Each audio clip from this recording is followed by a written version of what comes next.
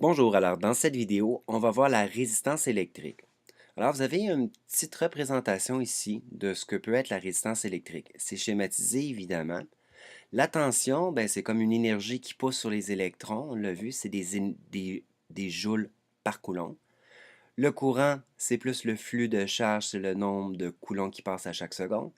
Et la résistance, ben, c'est quelque chose qui fait en sorte que les électrons vont passer plus difficilement. Donc, la définition de la résistance, c'est une mesure de l'opposition au courant. Elle représente la capacité d'un résisteur à ralentir le courant qu'il traverse. La résistance est aussi une caractéristique du résisteur, l'élément du circuit. Elle ne dépend ni de la tension qu'on lui applique, ni de l'intensité du courant qu'il traverse. Alors, des petits exemples de résisteurs ou résistances. Vous avez les serpentins d'une cuisinière. Ça chauffe, ça fait donc de la chaleur. Les éléments chauffants d'un grille-pain, c'est aussi une autre résistance. Votre formule, c'est R est égal à U sur I.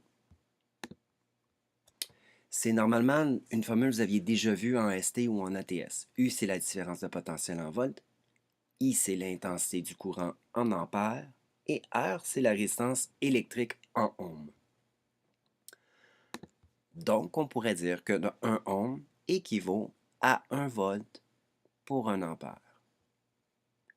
Voyons voir pour un petit problème. Alors, que vaut la résistance électrique d'un élément de circuit si ce dernier laisse passer 3,4 fois 10 à la 22 électrons en 15 minutes lorsque la tension vaut 110 volts? Alors, j'ai déjà commencé à sortir une donnée qui est le 3,4 fois 10 à la 22 électrons, qui n'est pas directement Q, mais qui va me permettre de trouver les coulombs. Alors, transformation d'unité, comme on a fait avec l'intensité du courant et le voltage. Alors, vous ne voulez pas avoir des électrons, vous voudriez avoir des coulombs.